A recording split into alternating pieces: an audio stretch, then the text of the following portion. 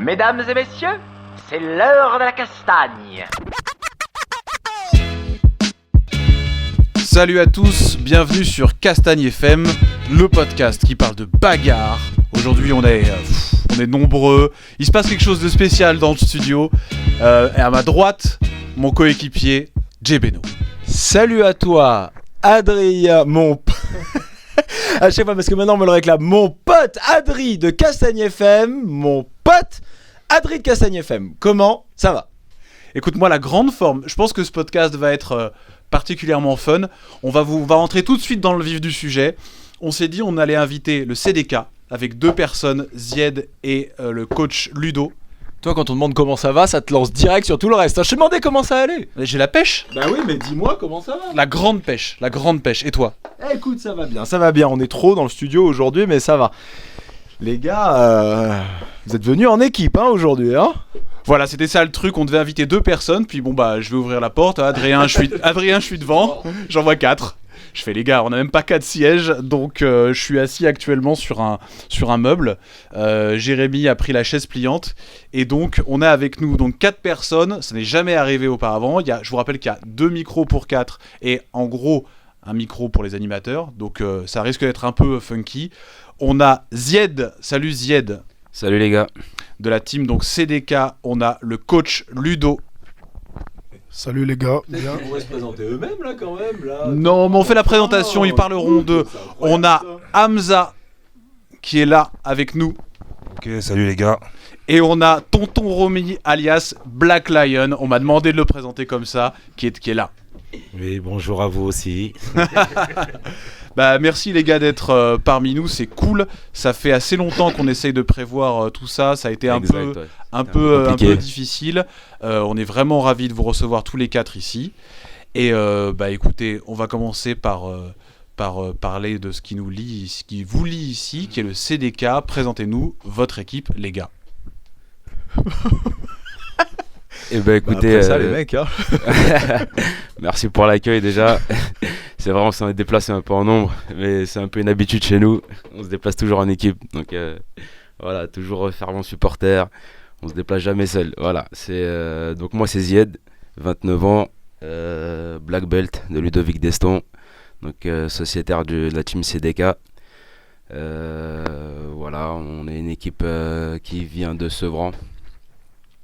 Ça fait maintenant 16 ans que le club existe. Ah ouais. C'est très ancien, mais c'est pas forcément le plus connu, le plus médiatisé, mais c'est un club qui est là depuis très très très longtemps. Ludo, c'est quelqu'un qui ça a sur le commencé terrain CDK, ça a toujours été CDK, c'est resté ça a toujours été CDK, dès le départ à Sevran, tout ça. Je vais laisser le soin à Ludovic de raconter la petite histoire sur le CDK et sur le pourquoi du comment de la création. Et voilà, je te passe le micro, coach. Salut. Alors il faut savoir quand même là, avant que Ludovic prenne la parole, qu'ils nous ont prévenus tous que c'était quelqu'un de très timide. C'est clair. Tu te sens, on y va. Ouais, c'est bon. On y va, on présente le CDK. C'est clair, je suis quelqu'un qui parle pas beaucoup, mais bon, le club il existe depuis 16 ans, depuis 2003. À la base, c'est un club de boxe qui devait se monter. L'entraîneur il m'a planté, donc comme j'avais fait un peu de pancrace à l'époque, un peu de combat libre chez Loïc Pora à Bastille, je connaissais quelques trucs au corps à corps, donc on s'est retrouvé d'un club de boxe anglaise, c'est devenu un club de jiu-jitsu. Ça m'est tombé dessus comme ça, ça m'était pas destiné. Je devais pas entraîner en jiu-jitsu. Ah c'est marrant ça comme histoire. C'est bien, c'est rassurant pour ceux qui ont signé là. Je n'y connais rien, je connais absolument rien au jiu-jitsu brésilien. Non, c'est pas ça, c'est qu'à la base, j'étais déjà dans le sol. Quand je pratiquais le combat libre à l'époque chez Loïc, il y avait des gars du jiu-jitsu. On faisait du pied-point, un peu de tout, un peu de corps à corps. Donc j'aimais bien la boxe, c'est vrai. Donc on a monté un club de boxe, mais ça s'avérait devenir un club de grappling. Et c'est comme ça, hein, après... Donc pour bien comprendre, toi tu t'entraînais chez Loïc Pora, à Bastille au Keijin, c'est ça ? Voilà, j'ai commencé là-bas en 99. Ok, et donc tu faisais boxe ? Non, on faisait combat Parce que libre. c'était MMA, c'est ça, c'était du avec, MMA. C'est-à-dire avec que Loïc Pora. moi, j'avais la carte Joker. Je pouvais faire toutes les disciplines. Donc, je faisais un peu de JJB, je faisais un peu de lutte, un peu de tout, un peu de boxe. Et puis voilà, hein, de 2000 à 2002. Après, en 2002, ce qui s'est passé, c'est que j'ai mis un peu un frein et quelques petites galères dans la vie, comme tout le monde. Et après, j'ai rencontré Hakim Aïtouaret à Aulnay en 2003. Puis après, comme par hasard, j'ai monté le club de boxe et c'est devenu un club de jiu-jitsu, c'est tout. T'étais de Sevran, toi, à la base? Ouais, je suis de Sevran, je suis de là-bas depuis 85. Date de naissance, c'est ça? Moi, je suis né en 81. Je D'accord, vais ok. Sur Ok, 38 depuis ans, 86. si Dieu veut. Ok. Et donc, t'étais quelle ceinture? Parce que bon, jiu-jitsu brésilien, il y a quand même on va dire, on va pas parler de niveau pour commencer à apprendre, parce qu'on voit qu'il y a des profs à partir de la ceinture bleue, mais qui sont généralement encadrés par des ceintures plus élevées. Moi, je vais te Comment dire t'as fonctionné, toi? Moi, Parce je que vais donc, te dire la vérité. C'est comme je t'ai dit, moi, je devais pas être entraîneur. Ça m'est tombé dessus. je devais pas venir aujourd'hui. Non. C'est pareil, ça. Bah, je vais pas, t'as vu, je vais pas mentir ou mettre des fleurs là-dessus. À la base, je devais pas être entraîneur. Ça m'est tombé dessus. Moi, j'étais ceinture blanche. Donc, on va j'ai commencé à former des gars en même temps que je me formais moi. C'est vrai que je connaissais un petit peu plus que certains parce que je m'étais formé à Paris, je m'étais quand même entraîné avec pas mal de gens. Mais voilà, on s'est formé au fur et à mesure ensemble, tu vois. C'est que ouais, je suis un entraîneur à part. Je vais même te dire un truc. Moi, j'ai jamais fait un combat en jiu-jitsu. J'ai combattu en MMA, en Hollande, j'ai fait lutte contact aussi. J'avais affronté Guillaume Piquet. Lui et moi, on se connaît depuis un petit serré. Il avait gagné, j'ai perdu. Ça fait quoi? Ça fait 20 ans. D'ailleurs, la dernière fois, il m'a envoyé une photo il n'y a pas longtemps. Donc voilà, et puis après, voilà, petit à petit, j'ai eu... Après, moi, j'ai eu quelques petites galères qui ont fait que, voilà, je me suis un peu éloigné. Et la vie a fait que je suis revenu. Sinon, j'aurais quitté ce milieu-là depuis des années. C'est mes gars qui ont fait que je suis resté dans le milieu. Donc, Et que t'es encore coach après 16 ans, enfin c'est pas tout le monde qui a une académie depuis tout ce temps-là, une académie qui fonctionne a priori. Voilà, tout le monde fait oui de la tête, là vous pouvez pas voir, mais ils sont tous... C'est grâce à mes gars, moi à la base je suis dans l'ombre, je devais être dans l'ombre, rester dans l'ombre. C'est eux qui font du bon boulot, ils s'entraînent dur, et puis voilà, c'est eux qui... Mais alors, qui te donnait tes ceintures? Au début c'était Hakim Aïtouaret, à Aulnay. Après, il y a eu Alain Mandangué, c'était un élève à lui avec Yacine. Et puis après, il y a eu Alain encore. Et puis après, on s'est mis avec la Team Deo, une équipe à Brasilia. Pas très connue, mais ils sont là, ça fait des années qu'ils existent. Et puis voilà, elle a remis la ceinture noire avec Alain. Et puis voilà. Moi, j'ai pas un parcours, il est pas beau le parcours. Il est, bah, je Il sais est- pas, pourquoi pas beau? Il est différent. C'est quoi un beau parcours? Oh, je sais pas, avec un prof brésilien qui remet les ceintures, avec, je sais pas moi, avec des... Moi, je suis pas comme tout le monde, je sais pas comment ils vont parler pour moi, c'est normal. On voit que c'est difficile, hein. Mais non, bah écoute, parcours atypique, c'est pas forcément un parcours pas beau, enfin je sais pas. Ceux qui me connaissent, ils savent très bien, j'ai un parcours bizarre, mais...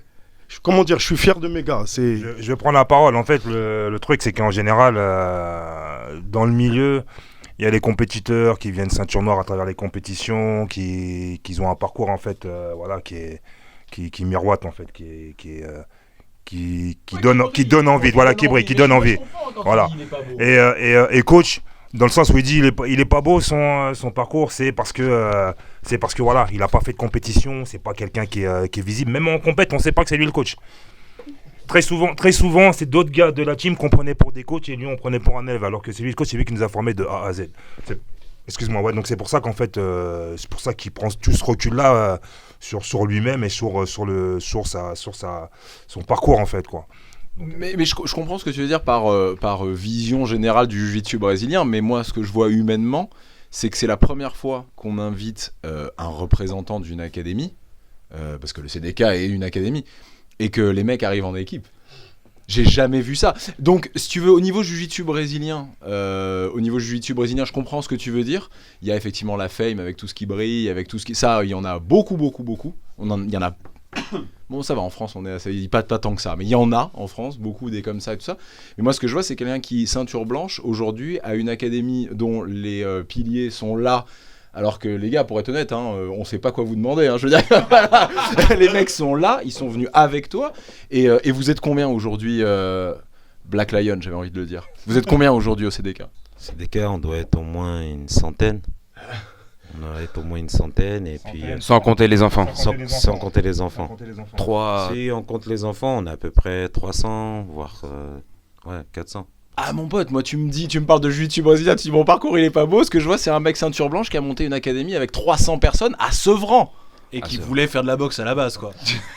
Qui en a rien à foutre du jiu-jitsu brésilien. Non, là c'est trop là. Non, là, à la base, j'aime beaucoup le sol. J'ai commencé par le Muay Thai.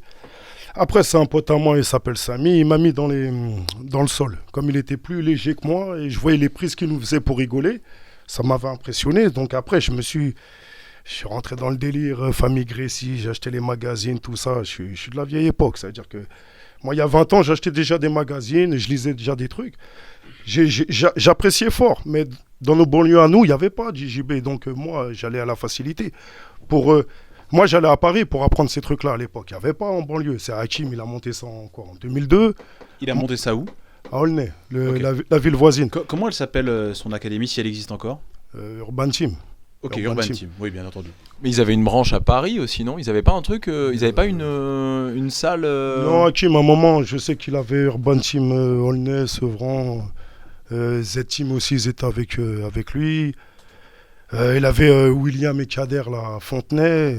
À un moment, c'était large. En fait, il y a pas mal de teams de maintenant là qui étaient affiliés en fait à Urban Team. En fait, si tu veux, Hakim, c'était le formateur. Il a été le formateur de beaucoup de. Mais je laisse coach en fait. Arrête, je reste. Donc, ouais, c'est vrai que voilà, Hakim, c'était un précurseur dans les banlieues. Ouais, c'est vrai. Mais moi, j'avais monté aussi mon académie. Après, la vie a fait qu'on s'est connus. Et que, vas-y, ça m'a mis un petit coup de pouce pour le départ. C'est vrai. Mais après, on s'est débrouillé. C'est grâce aux gars, on a fait un travail d'équipe ensemble. Moi, je ne peux pas me différencier d'eux. C'est vraiment eux, c'est vraiment les élèves, entre guillemets, les gars qui ont fait que le club est à peu près connu de ceux qui veulent nous connaître. Sinon, voilà.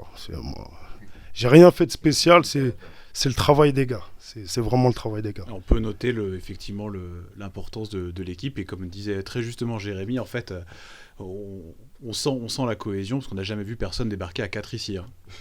C'est assez drôle. Mais ce que je veux dire, c'est que les gars, ils sont là par rapport à toi. Enfin, je comprends tout ce que tu dis quand tu dis c'est pas moi, j'ai pas voulu ça, j'ai pas machin. Mais aujourd'hui, tu manages une équipe de 300 bonhommes.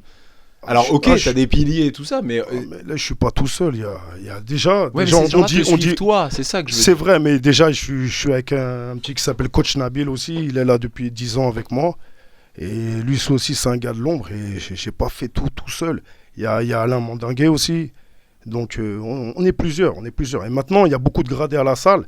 Donc je suis aidé par Hamza, par Zied, par Reda Nasri, par tous les anciens. Donc après.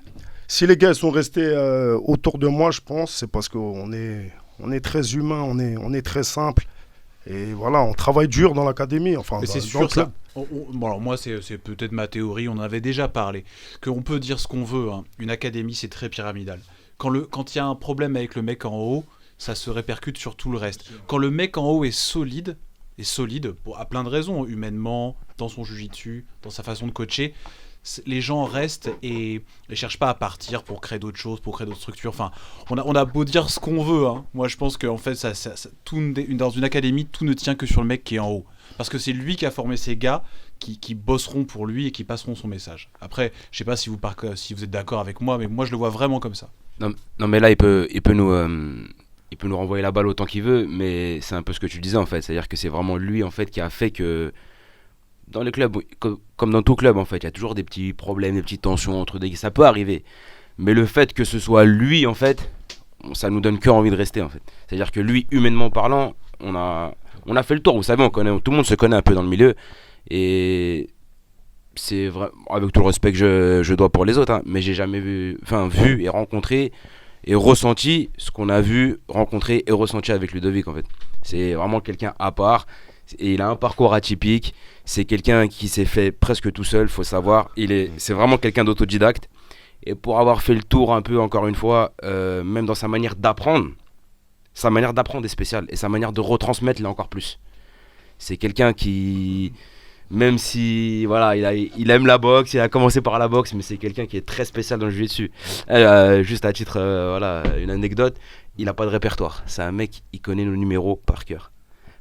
Il a une capacité d'apprendre et de retransmettre. Sa manière de retransmettre est encore plus forte que sa manière d'apprendre en fait. C'est vraiment impressionnant. C'est vraiment pas pour le gonfler ou parce qu'il est là ou parce que c'est moi. J'ai aucun intérêt en fait à faire ça. Mais c'est là vous le voyez comme ça, mais c'est vraiment quelqu'un d'impressionnant. Moi, ce qui m'a attiré dans ce club, à CDK, c'est Black Lion qui s'annonce Au micro les gars. C'est dire Black Lion au mic. s'il te plaît. Black Lion au mic. Merci. Donc, non, moi, ce qui m'a attiré dans ce club, c'est son histoire. Son histoire, parce qu'il me disait que voilà, il est vraiment parti de rien et qu'au tout début, ils étaient que à 5 et il a commencé à 5, mais qu'il est resté avec ses 5 pendant des années et il n'a pas lâché et il allait les entraîner. Donc, c'est pas évident pour un coach d'entraîner 3 ou 2 personnes ou 5 personnes pendant des années et qu'après, on se retrouve comme on est aujourd'hui. Donc c'est ça qui m'a plu et je me suis dit mais s'il n'a pas lâché, ça veut dire que nous en tant qu'élèves, si on s'entraîne chez lui, on doit montrer qu'on ne doit pas lâcher. Donc il m'a montré qu'il a eu du courage, de la force surtout et de la patience. Et c'est ça que j'ai énormément apprécié. Donc je me suis dit c'est un exemple pour nous-mêmes. Moi aujourd'hui j'en ai 44, d'accord, je continue à faire des compétitions. Je suis vraiment derrière lui. Et on espère tous ensemble le soulever, comme on dit, en haut de la pyramide. Aujourd'hui, il l'est, et tant mieux pour lui et tant mieux pour nous.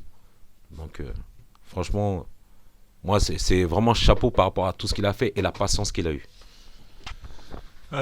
Pour moi, la petite anecdote, c'est que coach, je le connais depuis qu'on est au lycée. Moi, à chaque fois, Qui est au mic c'est Hamza au mic, là. T'as pas un nom de scène, toi? Au MIC. Ouais, coach, on se connaît depuis le lycée, même avant le lycée. Le lycée. Et en fait, le petit truc, c'est que coach, je le connaissais déjà à travers les pseudo randonnées qu'il faisait dans les couloirs du lycée, en fait, avec un mec qui faisait du kung-fu, quoi. Et on avait un pote commun qui m'avait fait des éloges en fait de coach et je crois que je suis arrivé dans le club peut-être en 2003, ouais, j'avais fait un petit peu de grappling au départ avec eux. Quasiment au début quoi. Ouais, quasiment dans les débuts. Après je me suis un petit peu éloigné parce que je m'étais intéressé à d'autres choses et après je suis revenu beaucoup plus tard, je me suis réinscrit au club en 2012. Et comme ils disent les gars là, c'est que voilà. Humainement parlant, coach, voilà. Parce qu'en fait, là, quand on parle, les gens vont dire ouais, mais c'est quoi cette secte là? On dirait qu'on a un gourou devant. Parce que c'est ça, en fait, le truc. Ça va être vraiment ça. Les gens, ils vont vraiment devant. Qu'est-ce qui se passe? Mais c'est vraiment le côté humain. C'est quelqu'un qui est proche de nous. C'est quelqu'un qui est comme nous. Pour se dire côté secte, soyons très clairs, hein, je pense que chaque mec qui est dans un club et qui aime vraiment son coach est capable de lui faire des éloges. On est tous contents. Il n'y a pas de problème. Avec un coach, on partage un peu plus, on partage des choses. Il y a une transmission quand même. Bien sûr. Mais comme tu as dit, c'est la première fois que tu as vu une équipe venir comme ça autour d'un homme dans vos locaux. Si on va te raconter les anecdotes et si on va te raconter le parcours du club, tu vas voir que c'est quelque chose qui est assez atypique. Même la vision que les gens ils ont de nous, parce que de toute façon on va devoir en parler aussi. C'est quoi la vision que les gens ont de vous? On a un club Parlons-en. On a un club de banlieusards, on sort un petit peu du credo de ce qu'il fait un petit peu dans JJB. Alors, vraiment pour être... Parce que les mots ont une importance ici à Castagne FM. Qu'est-ce qu'un club de banlieusards? On fait un peu de bruit quand on est en compète, on aime bien charrier, on aime un truc... les gens qui sont dans le JB depuis très longtemps ils disent que c'est un peu ambiance à la brésilienne où les clubs se rentrent dedans, se cartonnent un petit peu. C'est vrai que nous on est un petit peu comme ça, un club de chambreurs, on n'est pas méchants, on aime bien chambrer et c'est vrai que souvent quand on va à des événements on nous entend beaucoup. C'est les jeunes de banlieue ça, hein, c'est pas. Mais à côté de ça il y a toute la chaleur humaine. Il y a Jérémy qui me regarde. Les jeunes de banlieue, mais oui. On est des jeunes de banlieue et à côté de ça, les gens quand ils sont venus chez nous, ils ont toujours été accueillis chaleureusement jusqu'à quand on a fait. Mais ne lui réponds pas. Non. Pourquoi tu réponds déjà? Pourquoi je réponds? Mais j'essaye, je le fais juste parler. Pourquoi je réponds? Je suis moi-même de banlieue. Hein, pourquoi je réponds? C'est parce que voilà. C'est quelque chose de vrai en fait ce que tu es en train de Il dire. faut en parler. C'est une vision, elle est vraie. C'est une vision, elle est vraiment, elle est vraiment. On en rigole, mais c'est quelque chose C'est de des choses vraiment que vous sérieux. avez entendues, c'est pour ça que vous nous Des dites choses ça là qu'on a aujourd'hui. entendues, c'est des choses qu'on a perçues. Juste une petite anecdote, on a des amis un peu partout, même en Europe, c'est-à-dire que ce soit, je sais pas, moi, en Belgique ou quoi que ce soit, on a même des amis en Belgique qui nous disent, ah ouais, chez vous, ce qui paraît, c'est très chaud. On leur dit, mais les gars, qu'est-ce que vous racontez? Mais oui, Chaud comment chaud comme on peut entendre dans les médias, ou etc. Et puis, il nous vas-y. dit- Ah, genre vous brûlez des voitures sur les Oui, c'est tapis. limite ça, et puis, Ah, vous êtes relou. limite des fois ça devient du grand n'importe quoi parce qu'on nous affilie, on donne l'image de certains rappeurs ou que ça devient ça devient limite du grand n'importe quoi. Donc faut redescendre un petit peu et comme le disait Hamza juste avant, toutes les personnes en fait qui ont franchi le pas, parce que faut franchir un pas, hein, c'est vraiment parce que les gens ils ont vraiment une image vraiment mais complètement à l'ouest. Donc ceux qui ont réussi à franchir le pas à venir chez nous, ils ont vu qu'en fait c'était quelque chose tout autre et que l'accueil était très chaleureux et que finalement en fait et ces mêmes personnes en fait qui ont franchi le pas maintenant ils viennent souvent. Ils viennent souvent, certains sont même restés, certains maintenant viennent souvent autant qu'ils peuvent parce que bon voilà il y a les aléas de la vie et puis Sevran disons que c'est mal desservi entre guillemets un peu donc c'est pas très facile mais tout ça pour dire que voilà tous ceux qui ont découvert le fond le vrai CDK on va dire. Bah, ils ont vu une image totalement différente et voilà quoi, c'est. Ouais, j'arrive pas à conclure, mais. Non, mais c'est. Voilà quoi, ils ont vu qu'en fait l'image a été biaisée et que finalement quand tu viens dans le club, ben, t'es comme chez toi. Voilà. C'est un truc parce que en vrai, quand on regarde le jiu-jitsu, alors ça dépend. Disons que c'est difficile d'avoir une image globale. Où est-ce qu'on voit la communauté jiu-jitsu française? On les voit en compète. Et en compète, chacun est avec son club, il y a toujours un peu de bruit. J'ai pas de souvenir de me dire il y a un coin où il y a un groupe où particulièrement c'est le bordel. Le truc c'est que c'est toujours comme ça en fait, non? Je sais pas. Moi j'ai entendu des académies parisiennes insulter le combattant adverse. Pour de vieilles histoires, des choses comme ça. Ouais. Et ça, je trouve ça pitoyable. De la chambrette et des cris. Enfin, je vois pas où serait le problème. Ouais, moi c'est les retours qu'on avait et puis. Comme je disais, CDK, comme on dit, c'est venez comme vous êtes, hein, c'est comme au McDo. Tiens, d'ailleurs, CDK, qu'est-ce que ça veut dire? La clé du chaos. Ah ouais, donc Voilà, déjà, donc, on on la était- couleur quand même. Bah voilà, voilà. changer de nom peut-être, je sais pas. Ah, mais ça représente bien ce que le coach il disait au départ. C'était censé être un club de boxe. Donc le but c'était de mettre KO l'adversaire. Après ça a changé, mais on a gardé le nom parce que voilà, ça représentait quand même une histoire exactement, un vécu, des partenaires, des gens qui sont venus dans le club, qui sont partis. Voilà, c'est une grosse histoire. Et là, on est le petit comité parce que vraiment, si Ouais, non, l'essence aurait Voilà. été beaucoup quand même. Voilà. hein. Ouais. on a beaucoup de gens, beaucoup de gradés qui parleront de la même manière que nous par rapport à coach et voilà quoi. Et coach, alors, comment tu vois là tout ce qu'ils viennent de dire? Parce que c'est toi en tant qu'entraîneur, que à la limite vous en tant que participant, même si j'ai compris, Ludovic, j'ai compris qu'il faisait autant partie de la sphère enseignante que toi, mais toi qui est, on va dire, le head, qui est celui de vraiment tout en haut, comment tu vois ce qu'ils viennent d'expliquer, c'est-à-dire cette vision? Alors on va dire, on va être très clair, on va parler des académies parisiennes, parce que je pense pas qu'ailleurs en France, le CDK, les gens aient une idée précise, mais comment tu vois ça, toi? Comment tu le vis? Comment je vis ce qu'ils ont dit eux? Ouais, ils sont gentils, hein, ça fait plaisir. Moi, ça fait plaisir. C'est ce qu'on disait tout à l'heure. Comment dire? J'ai le succès d'estime, voilà, on va dire ça. Si moi je suis apprécié des miens, c'est tout ce qui compte. Après, t'as vu, souvent on me dit que je suis trop gentil. Donc, si t'ont parlé que d'humain depuis tout à l'heure, parce qu'en vérité, je gis dessus, je sais pas. Tout le monde a à peu près une base, tout le monde peut enseigner à peu près. C'est le côté humain qui sort avant le côté jujitsu. Après, si on peut faire du bon travail tout en restant humain, tu sais, t'as vu comme ils ont dit, nous on vient de banlieue et tout, des fois il y a des tensions comme dans tous les clubs. C'est ça. Mais l'image moi- que vous renvoyez. Moi, j'essaie d'être le petit chef que quand il y a des tensions, généralement, comme les gars ils me respectent, j'arrive à me faire écouter la plupart du temps. À éteindre les tensions, à booster les gars quand il faut. Et puis voilà, moi je suis personne sans eux. Ça veut dire que, tu sais, des fois il y a des gars à moi, ils perdent une compète, ils m'envoient des messages, désolé coach. Moi je l'ai jamais compris, désolé de quoi? Il n'y a pas de désolé. Tu gagnes, tu perds. Moi je sais pas, pour moi C'est la simplicité. Donc, par rapport à ce qu'ils ont dit, eux, moi, ça me touche. Mais ils disent même pas ça parce que voilà, vous êtes là. Je le ressens. Même, je sais pas, on est comme ça entre nous. C'est notre mentalité à nous. On essaie de faire un jiu-jitsu différent des autres et Pourquoi pas différent? avoir le même. Tu peux expliquer ça? Parce que, alors attends, juste pour la Attention, base les gars, de faut- pourquoi ce rendez-vous a eu lieu. Alors, il y a eu deux Faut choses. pas que je parle trop. Non, ça a été donc Alex Campos qu'on dédicace, parce qu'on l'a pas dédicacé à la dernière émission, il nous a envoyé un message direct. Donc Alex, on pense à toi, Alex, on te kiffe. Ben, Donc il nous a dit, CDK, déjà, il faut que vous invitiez des équipes de banlieue. On va en reparler un peu après, parce que c'est pas que mettre en lumière des gens connus sur les réseaux sociaux parisiens bobos, en gros, mettons les mots là-dessus. Et l'autre truc, c'était surtout, ils ont une vision différente du jiu-jitsu. Et ça, a priori, c'est le sujet que tu lançais. En quoi ta vision et la vision du club est différente? C'est vraiment intéressant, ça. Écoute, je vais dire un truc bidon, mais des fois même mes gars me le reprochent. Pour moi, jiu-jitsu, famille, je sais pas quoi, blablabla. Jiu-jitsu, lifestyle, j'entends je sais pas quoi. Moi, ça là, je le fais depuis des années. Ça a toujours été en moi. J'ai pas besoin de l'écrire sur les réseaux sociaux. Jiu-jitsu, lifestyle, ça veut dire quoi? Ça veut dire si tu as des gars, ils ont pas d'argent pour s'entraîner, bah ça doit être gratuit parce que t'aimes le jiu-jitsu, c'est ta passion, je sais pas quoi. Donc moi, ça n'a jamais été une question d'argent. Quelqu'un qui n'a pas d'argent, il peut s'entraîner, ça doit être ouvert à tout le monde. Des fois, j'entends le prix. Les gars, vous me demandez de parler, je vais parler. J'entends le prix de certaines académies, je dis, les gars, ils sont tombés sur la tête. Voilà, je me dis, oh, voilà, nous on a un jiu-jitsu. Quelqu'un qui n'a pas d'argent peut venir dans mon club. Quelqu'un qui a, il peut venir aussi. Quelqu'un qui n'a pas, c'est pas une question d'argent chez nous. C'est humain. C'est déjà ça. Je préfère voir un petit qui vient s'entraîner gratuitement chez moi, qui traîne dans la rue.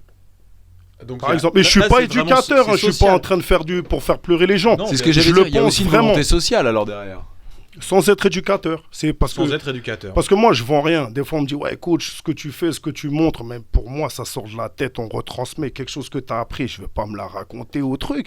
Surtout que moi, en tant qu'entraîneur, le succès ne passe pas par moi. C'est pas moi qui combat. C'est les gars qui m'ont monté en lumière, certains, comme Reda Nasri ou Farid Aboussi, les premiers gars à avoir gagné des trucs chez nous, entre guillemets. C'est à eux qu'il faut lancer des fleurs. Je comprends pas les entraîneurs qui se lancent les fleurs, qui acceptent tout, qui font des photos sur Facebook, qui bombent le torse. Je suis anti ça. Voilà, c'est ça qu'ils veulent dire les gars. Je suis anti lumière pour rien. C'est ça. Alors là, ceux qui sont là, parce que c'est hyper intéressant ce que tu viens de dire, ceux qui sont là, est-ce que c'est quelque chose que vous avez ressenti? Alors je vais pas dire est-ce que les gars vous étiez perdus, est-ce que vous qui vous a ramassé dehors, c'est pas ça que je veux dire. Mais est-ce que c'est quelque chose que vous avez senti? Est-ce que vous pensez que aujourd'hui, pas positif ou négatif, c'est pas ça que je demande. Est-ce que vous auriez fait différemment si vous aviez pas rencontré Ludovic? On va même pas parler du CDK.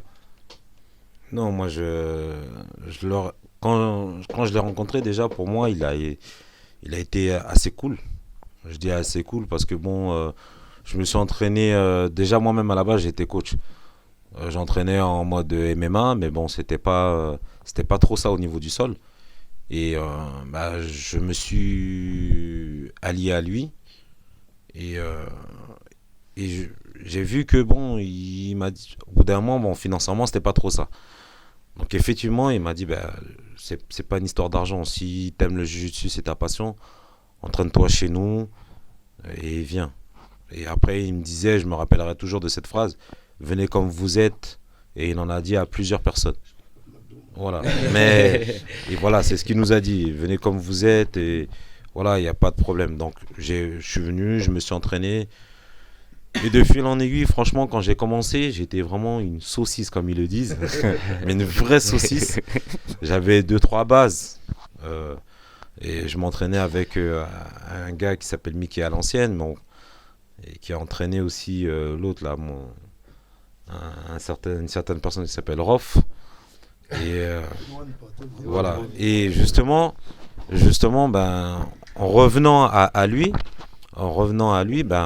c'est là que je me suis dit, je m'entraîne. Aujourd'hui, je suis blanche. Après, j'ai fait quelques compètes, tu m'as passé bleu, ainsi de suite, jusqu'à aujourd'hui. Et tout ce temps-là, tu payais pas, c'est-à-dire que tu venais, c'est-à-dire que en gros, le seul retour que tu donnais, c'était de représenter le CDK. Voilà. Franchement, c'était vraiment avec le cœur. Et j'ai vu que, hormis du jiu-jitsu, on se voyait en dehors du jiu-jitsu. Et je voyais que vraiment, franchement, il était très cool avec moi, très agréable, sincère sur beaucoup de choses. Il me remontait le moral par moments quand je n'allais pas bien.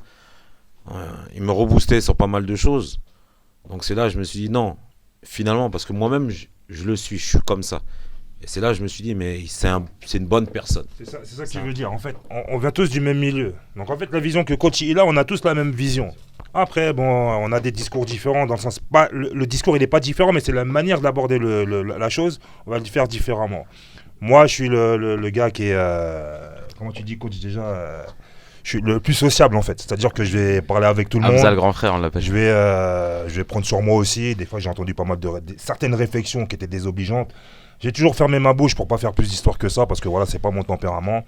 Mais voilà, on a tous cette vision-là, au fait, où on n'est pas là pour faire du bruit.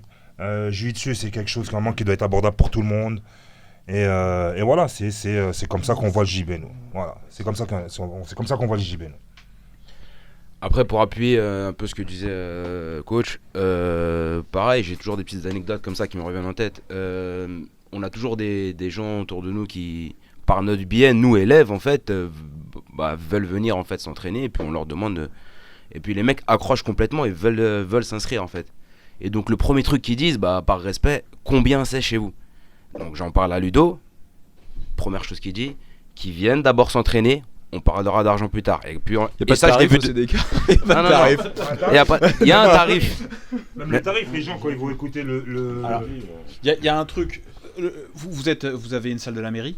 Ouais. C'est ça en fait. Le truc, alors sans dire, pour vous c'est plus facile. Mais par exemple, il y a plein d'académies qui n'ont pas de salle de la mairie. Donc la salle, elle coûte. Donc il faut faire payer. Je dis pas que les prix, certains prix sont pas abusés. Je dis pas ça.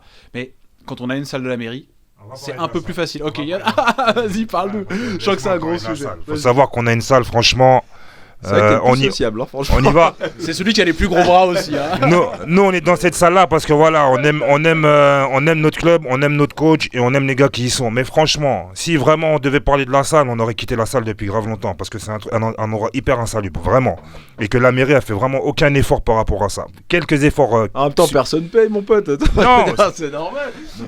C'est pas gratuit. C'est-à-dire qu'il y a un tarif. Le tarif, il est abordable pour tout le monde. Et il y a des facilités de paiement pour celui qui n'a pas les moyens de pouvoir payer tout. D'accord? Mais vraiment, la salle dans laquelle on truc, c'est pas... Vous avez beaucoup de créneaux ou pas?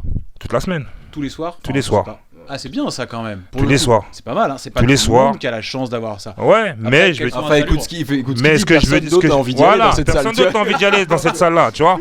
Ouais. Franchement, l'état des vestiaires, l'état des toilettes, l'état des douches, franchement, c'est catastrophique. Mais on y est parce que voilà, le club, on l'aime et on fait avec. On met de côté ces petits à côté, ces petits problèmes là. Mais voilà, si on devait parler vraiment de la salle, parce que les gens vont dire ouais, vous avez une salle municipale, tout ça, ok, mais bon. Ouais, voilà, c'est un sacrifice aussi. C'est pas la classe, c'est vraiment pas la classe. C'est vraiment insalubre, c'est vraiment. C'est limite bidonville quoi. Donc, mais voilà, donc c'est pour ça qu'il faut que les gens viennent chez nous pour qu'ils comprennent aussi. Je sais pas s'ils ont super envie là. Non, justement, ils viennent parce qu'il y a du beau jiu-jitsu chez nous. On sait faire du JB. On a beaucoup de gradés. On fait pas beaucoup de compètes, mais les gens qui sont venus chez nous, ils peuvent dire que chez nous ça tourne. Il n'y a pas de problème. Et c'est pas de la. Je me la raconte pas, rien du tout. On a ici Romy. Les gens déjà, ils viennent souvent chez nous pour faire même leur préparation. Il y en a qui viennent chez nous, exactement. Donc, on a ici Romy. Romy, il a 44 ans, Black Lion. 2 fois, il fait champion aux Europes dans sa KT. En Master combien? Master 3, il n'y a pas beaucoup de gens qui le savent. Romy, il a perdu sa mère cette année. Pendant les Europes, il a combattu jusqu'au bout. D'accord, il n'y a pas beaucoup de gens qui savent ça. On s'est fait engueuler pour pas en avoir parlé. Tiens. On s'est fait engueuler. On s'en fout, c'est pas grave. Mais c'est pour te dire que finalement, moi je m'en fous. Mais c'est pour te dire que voilà, ici on a vécu, on a un truc vraiment particulier, tu vois. Ouais. Je dis pas qu'on sort de la rue, mais on se donne la peine au maximum avec ce qu'on peut et en alliant aussi tout le côté parce que voilà, on fait du jiu-jitsu brésilien, mais en vérité, on a beaucoup de choses à côté. On a le fait d'aller payer nos factures, s'occuper de nos enfants, s'occuper des gens qui nous sont chers aussi. Et voilà, donc il y a un sacrifice qu'on fait par rapport à ça, qui fait que, bah voilà, c'est pas quelque chose dont on peut peut pas parler, tu vois. J'ai beaucoup de respect pour Romy, pour ce qu'il a fait, tu vois. Et voilà, donc... En fait, comment ça s'est passé, c'est que le jour même où j'ai fait la compétition aux Europes, j'apprends le matin à 11h, comme quoi j'ai perdu ma mère. Donc elle venait de décéder. Et avec les gars avec qui j'étais, on me dit, ouais, qu'est-ce que tu fais? Tu retournes ou tu fais la compète? Donc j'ai commencé à réfléchir. Je me suis dit, mais là j'y vais, ça va pas me la faire revenir. Donc j'ai dit, autant que j'allais faire les championnats d'Europe, je ramène la médaille d'or pour ma mère. Donc j'ai été, au bout d'un moment, j'avoue, avant d'aller sur le tatami, j'ai craqué. J'ai craqué, donc j'ai été me mettre un peu d'eau sur le visage et je suis retourné. Et là, quand on a appelé mon nom, j'ai dit, bon, premier combat, j'ai dit, je mets tout. Donc première personne, excusez-moi, mais je lui ai rentré dedans. Deuxième personne, je lui ai rentré dedans. Troisième personne, je lui ai rentré dedans. Quatrième personne, je lui ai rentré dedans. Et j'ai gagné ma finale comme ça. Et j'ai tout lâché au quatrième combat lors de la finale. Et j'ai explosé et ça m'a fait du bien. Et ça, il n'y en a pas beaucoup qui le savent. Et tout ce qui est inclus derrière. Toute l'équipe était là? Non, toute l'équipe n'était pas. C'est surtout ça aussi le truc, tu vois, parce que tout le monde n'avait pas les moyens de pouvoir partir à Lisbonne. Après, on n'est pas un club, on n'est pas pauvre. C'est pas une... Ouais, voilà, parce que je veux pas qu'on fasse pas, on passe pour. Parti en toute petite communauté, on était parti une petite partie. Oui, c'est pas un problème. C'est Forcément, pas un problème. Voilà, exactement. Tout le monde ne combat pas. Non, parce que depuis tout à l'heure, on est en train de faire on est en train de trucs, parce que voilà, nous, voilà, le problème, c'est qu'on a peur maintenant de l'image, enfin, de ce que les gens vont pensent. Pas peur, mais ce que. On a des petits, on est un petit peu sur la défensive par rapport à ce que les gens ils vont penser de. Tu sais, si les gens, globalement, si les gens ils veulent en penser du mal, ils en penseront du mal. Oui, bien sûr, bien sûr. Ils diront, tout ton discours il peut être pris à double sens. Ah, Ils écouteront même pas. Ils écouteront pas.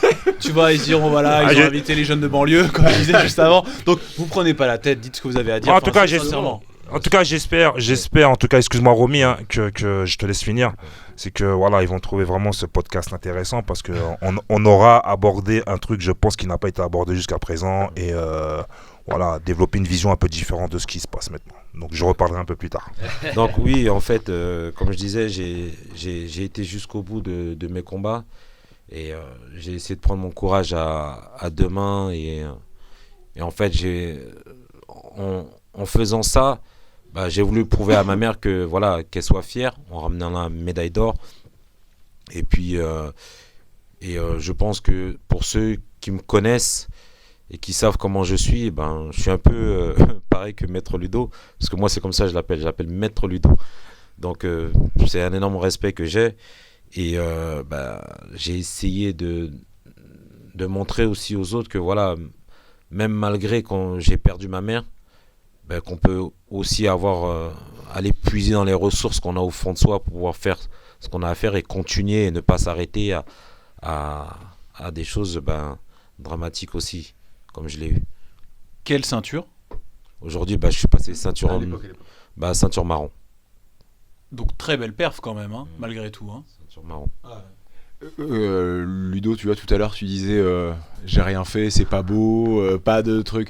Alors, après, on va pas rentrer et sortir les... Parce que t'en as parlé de manière tout à fait sobre et tout, donc sans sortir les violons et choses comme ça. Une histoire comme ça, moi, tu me payes, ma mère n'est plus là, tu me payes, je vais pas combattre. C'est pas son métier.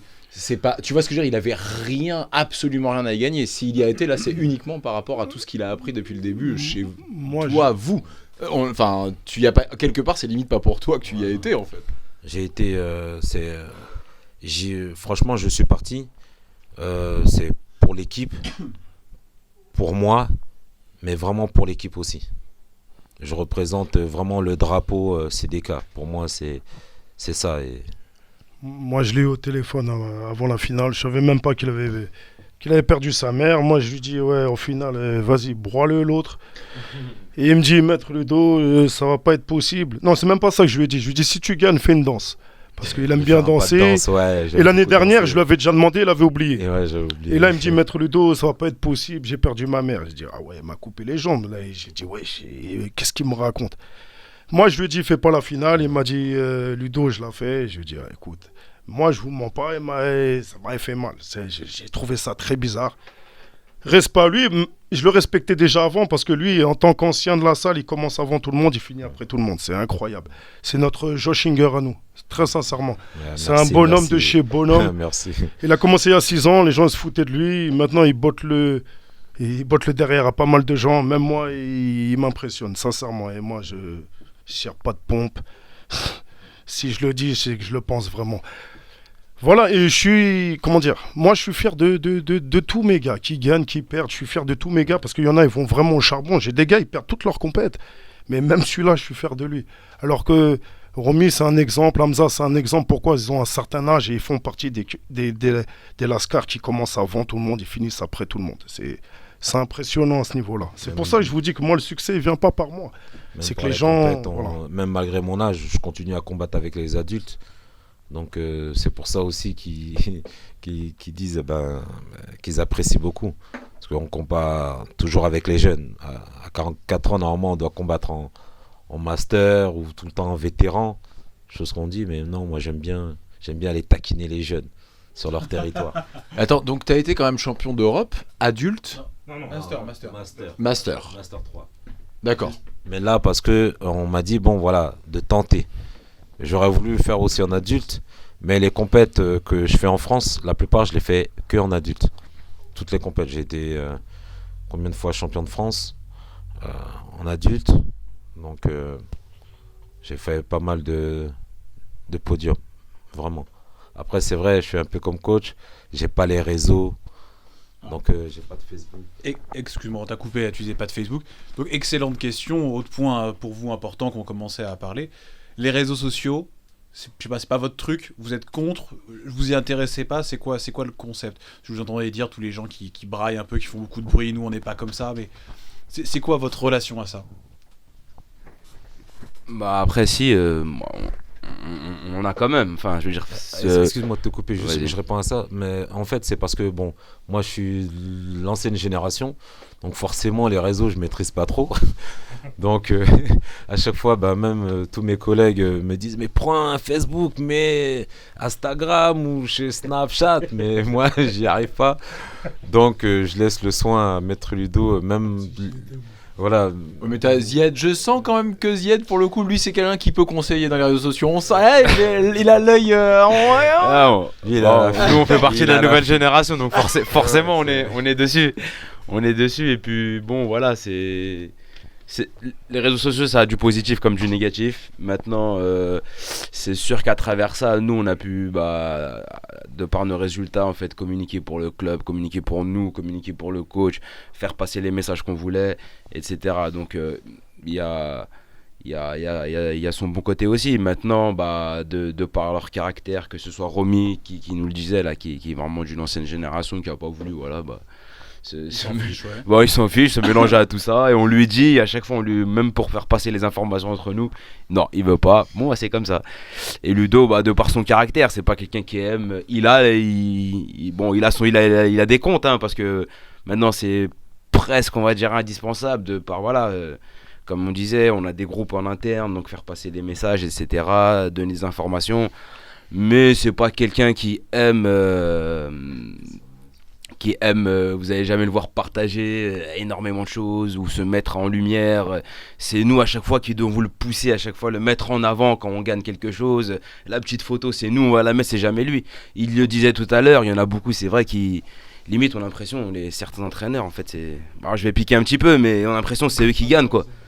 C'est eux qui gagnent, quoi. On a l'impression que c'est eux qui ont mis la médaille, mais c'est quand même il a son mérite, mais le compétiteur peut-être qu'il l'a un peu plus. Plus même, hein, si c'est Ouais, lui qui a c'est gagné, quand même il a lui beaucoup, qui est il a parti plus, sur hein, le... très Voilà. clair, hein. Donc, et voilà, c'est tout ce côté-là qu'il aime pas trop. Donc, Et nous, toi, à titre personnel, Zied, ouais. dis-nous, toi, qu'est-ce que tu penses des réseaux sociaux, toi, et du jiu-jitsu? Comme je le disais, il y a du bon et il y a du moins bon. Ouais, t'as un avis tranché sur la question, Ouais. c'est bien. Ouais. Ils oublient vite les bonnes choses et puis ils aiment bien Attends, tu peux Tiens. les gens ils oublient vite les bonnes choses, ils aiment bien parler des mauvaises choses, quoi. Donc on va souvent se souvenir de ce qui va pas et puis on va oublier des choses qu'on fait correctement, quoi. Donc c'est pour ça aussi qu'on est un petit peu en retrait par rapport aux réseaux sociaux sur certaines choses, en fait. Voilà. C'est un peu de la méfiance. Et ça Parce que justement, j'en sais rien, je dis balance une idée au hasard, mais vous dites on n'a pas une super image. Ok, allez, très bien. Mais est-ce que vous ne pourriez pas utiliser vos réseaux sociaux pour faire des belles photos de vous souriant et donner un aspect positif? Mais justement, c'est ce qu'il est en train d'expliquer, c'est que, ce que tu dis, Hamza, et tu me dis si je me plante, mais ce que je comprends, c'est qu'en fait, maintenant, aujourd'hui, vu que vous avez eu cette espèce de réputation, que, bon, voilà, avérée ou pas, apparemment clairement pas, mais je veux dire avérée ou pas, aujourd'hui il y a une sorte de méfiance en fait, et que tu dis en fait on n'a même plus envie en fait d'essayer de communiquer, qui veut vient, qui veut pas vient pas. Je vais te couper Hamza, c'est un petit peu ça en fait, c'est à dire que là au début on essayait quand même de montrer non en fait chez nous c'est pas comme ça, bon maintenant écoutez c'est comme ça. Celui qui veut venir il vient, celui qui veut pas venir il vient pas. Par contre on a les gens s'ils veulent venir ils sont bienvenus. Et nous, justement, un gars de l'équipe qui m'a dit, je te laisse parler après Zied, il m'a dit, dis aux gars qui vont vous interviewer, là, faire le podcast, de venir chez CDK pour voir comment ça se passe. Donc venez chez nous et puis vous verrez comment ça se passe. C'est une petite invitation en même temps. Ça, c'est vrai, c'est une bonne invitation. Venez et vous allez voir comment chez nous c'est agréable, convivial. Vu le sourire, je vous dis, il y a Anguille sous roche. Mais alors, on va faire les gros Parisiens. On a du mal à aller dans les clubs de banlieue juste parce qu'ils sont loin. Il y a des clubs où on devait aller, on n'y est jamais allé parce ça a été dur. Déjà, c'était rien que le Gokudo, ça a été. Et Gokudo, c'est quand même. Explique pourquoi. On est des feignants. Voilà, exactement. Non, voilà. Parce que j'allais dire, là, ils vont croire que c'est parce que la banlieue, on n'y va pas. Non, mais c'est juste qu'on est feignants. On est vraiment feignants. C'est sûr que c'est mal desservi. Allé. On le conçoit totalement, il n'y a pas de problème avec ça. Souvent, spécifiquement, c'est cool. Oui, voilà, ça fait un petit peu loin peut-être pour certains, mais après, on sait pertinemment que pour d'autres, c'est pas ça. On le sait, on n'est pas bête quoi. Faut essayer, comme on dit, faut toujours essayer. Faut se dire même une fois dans notre vie d'y aller. C'est tout. Le temps que le genou de Jérémy aille mieux. Franchement, enfin, on va retourner voir tous les clubs et tout. Là, c'est enregistré ce que tu vas dire. Ce sera pour toi ou contre toi. Donc si tu dis tu viens, tu viens. Alors donc là, c'est Adrien qui parle, hein, parce que moi, j'en ai rien à foutre, les gars. C'est moi qui fais le montage.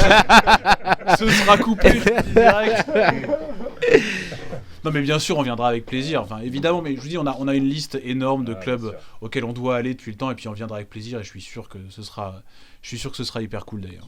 Pas de doute. Alors que ce soit très très clair, oui avec plaisir. Alors comme disait Adrien, bon là maintenant on est à 1 mois d'après mon opération, encore 2-3 semaines et on vient vous botter le cul.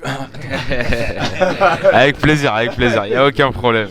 C'est pas surtout Adrien parce que bon, téléphonez-moi parce que moi j'ai pas les réseaux donc il faut me téléphoner ou m'envoyer un texto. Hein. Mais il n'y a pas de souci, donc vous venez nous chercher sur Paris, on est d'accord, c'est comme ça que ça se passe. Pas de problème.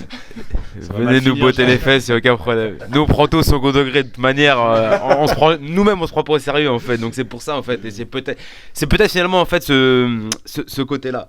Le fait qu'on se prend pas au sérieux et qu'on prend tout au second degré qui est peut-être mal perçu par les gens. Bah ouais, il y a des gens qui se prennent très très au sérieux. Bah, dans les sports de combat, tu sais, bon, on en a parlé 1000 fois, beaucoup d'ego, beaucoup d'images, beaucoup de t'as gagné mais t'as vu, t'as fait ça. Mais forcément, parce qu'on l'a tous fait, ça on va pas se c'est un sport de combat, hein, voilà, on va pas se mentir. Voilà. On l'a tous fait. Sûr. Et le truc c'est que bah voilà, quand tu te retrouves à trop blaguer, tout le monde n'a pas le même sens du Non, c'est sûr. Attendez, c'est très sérieux. Nous les premiers, hein. C'est-à-dire que quand on arrive en compétition, voilà. Moi, je suis un mauvais exemple. Non, c'est pas bon parce que moi personnellement, quand je suis en. Ouais, Attends, je termine juste un truc.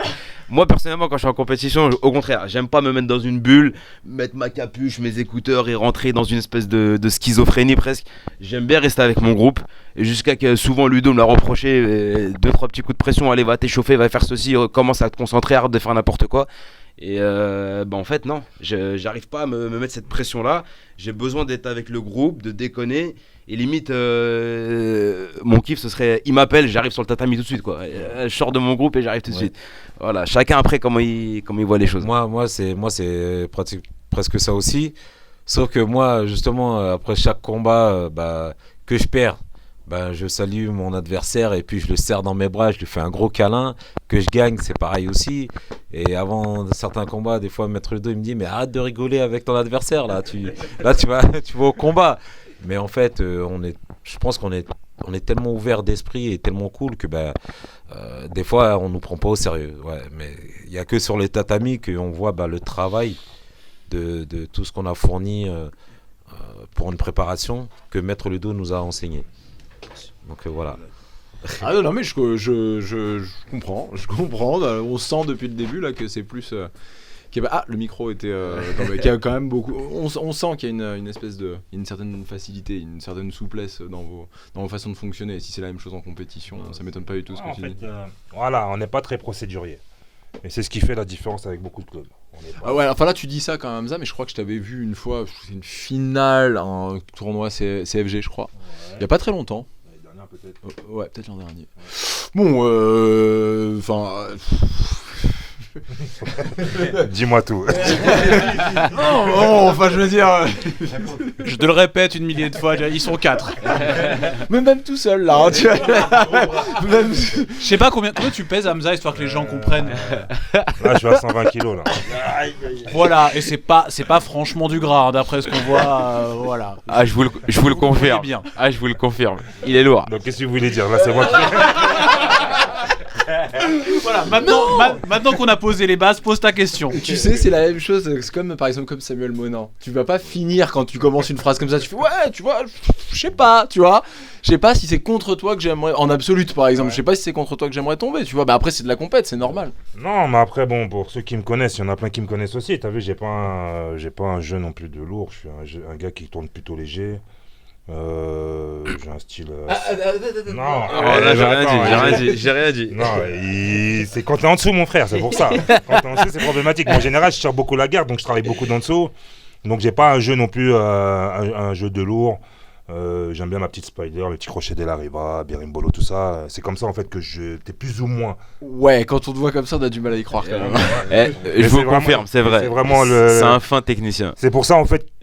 Attends, non, tu peux être. Alors là, c'est pas du tout ce que je me serais pas. Je me serais Non, jamais bien dit sûr. ça, j'en sais rien, tu vois. On s'est compris. Mais c'est vrai quand même quand tu fais 120 kilos, le Berimbolo, on est plus proche du Berimbo gros quoi. Hein. Ouais, c'est un peu ça. Ouais. Bah, on l'appelle un peu comme ça. Les en gros lot.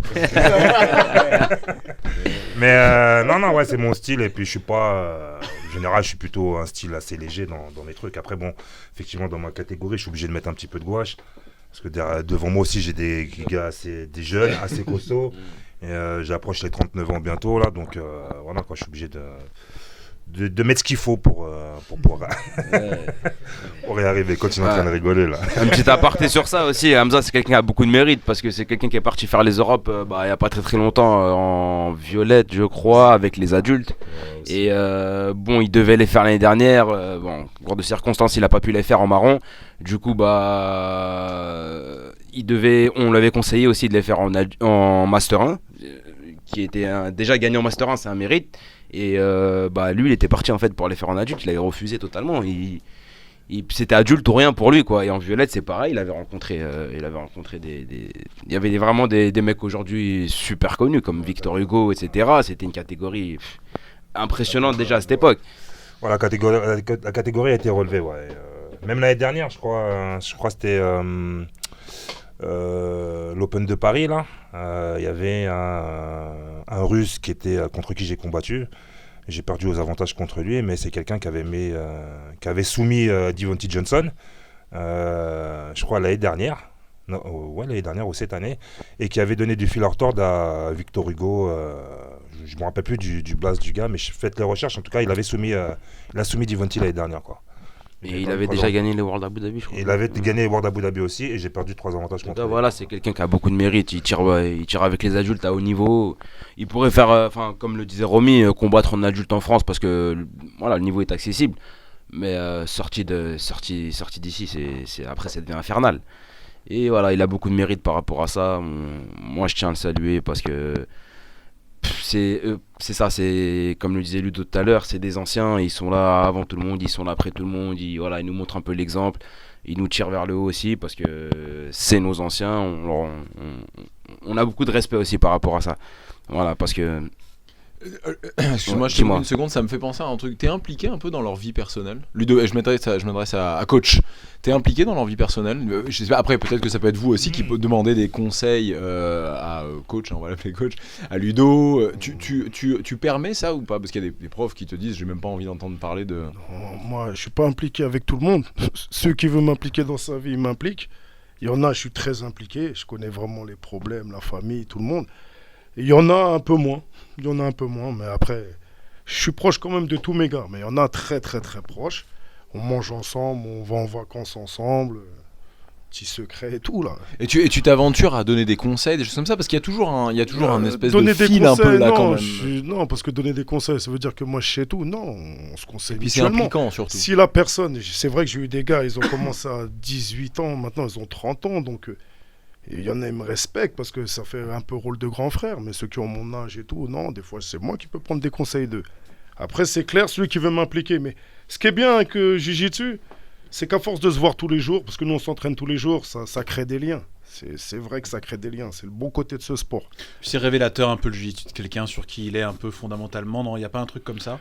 C'est clair que tu vois si la personne est trop orgueilleuse, ou le gars qui refuse de taper, ou le gars qui veut tourner qu'avec des gens qui sait qu'il domine.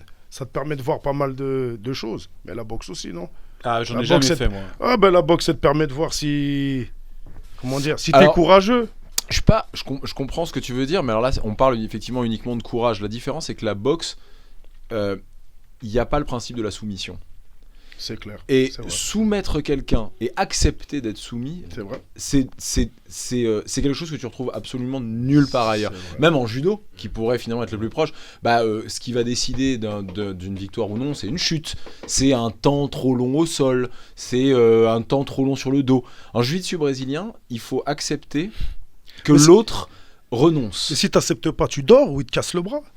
Mais t'iras à non, l'hôpital mais et ça te c'est fera bien du ce bien. qu'on dit, c'est pour ça, Tu et vas c'est ce que accepter. dit Adrien, c'est en ça qu'il est, bon, on est assez d'accord là-dessus, c'est que c'est en ça qu'il a raison aussi, c'est que c'est hyper révélateur, quelqu'un qui accepte de lâcher, et on va pas dire d'être soumis, hein. Soumis, il y a toujours un côté un peu étrange là-dedans, mais qui accepte de lâcher, non mais c'est pas... Ouais, Hamza, tu sais, comme disait tout à l'heure avec les réseaux sociaux, on a senti l'œil qui brille, et là Hamza direct soumission, c'est parti quoi. Hamza, faut pas trop avec ça. Non, mais quand je dis être soumis, c'est être en dessous, c'est pas être soumis. Mais c'est pas tout le monde qui accepte ça. Il faut une énorme force de caractère pour accepter ça. Ouais, moi, c'est vrai que lorsque je tourne, quand je vois que on est en train de m'étrangler, s'il faut taper, je tape, hein, et puis on repart à zéro, et puis c'est tout. Mais il faut savoir mettre son orgueil de côté et sa fierté de côté, et c'est ça qui nous a appris. Et pour moi, c'est ça qui a... Alors attention les boxeurs, hein, mais c'est ça qu'il y a moins dans la boxe. C'est que quelque part, si t'as pas ça machin, la finalité c'est le chaos, uniquement.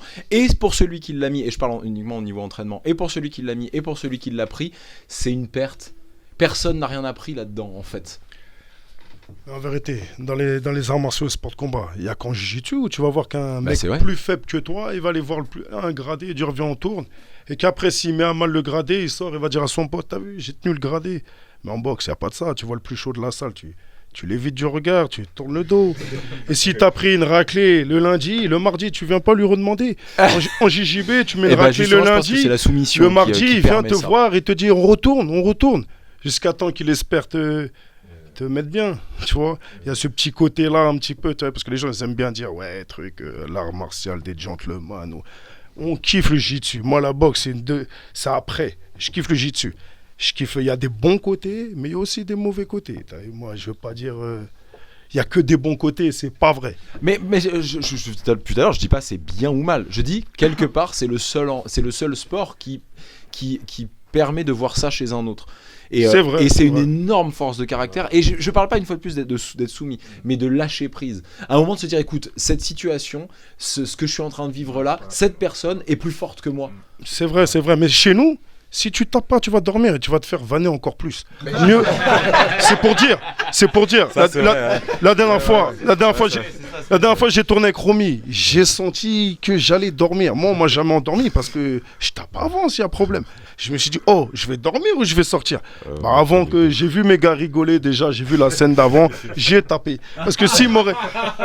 Et c'est vite oublié. S'il m'aurait endormi, j'aurais entendu jusqu'en 2025. Voilà. Vaut mieux taper. Celui qui veut pas taper, c'est un... Ouais, il est stupide un peu. C'est ce côté-là. Chez nous, il vient, il se fera casser le bras. Et puis, il y a Ballongé à côté, l'hôpital est au bout de la rue. Si tu veux pas taper, l'hôpital est au bout de la rue. C'est ça qui est bien, parce que mettre son orgueil de côté et la fierté de côté, ça permet d'apprendre. Puis de se dire, j'ai plus intérêt à me faire reprendre de cette manière-là, surtout en compète.